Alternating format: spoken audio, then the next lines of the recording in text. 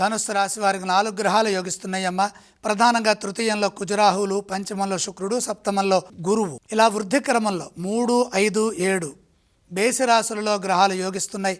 అందులో ఒక రాశిలో జంట గ్రహాలు కూడా ఉన్నాయి. గురు బలం వల్ల దైవ బలం అనుకూలిస్తుంది.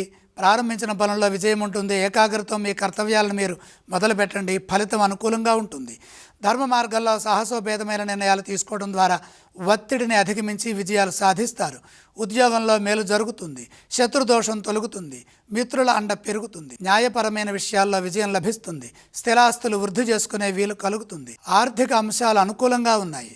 పంచమ శుక్రయోగం స్థిరమైన సంపదను ప్రసాదిస్తుంది. అందుకు అవసరమైన కృషి ఫలిస్తుంది. తగిన విధంగా ప్రణాళికలు సిద్ధం చేసి విజయాలను సొంతం చేసుకోవాలి.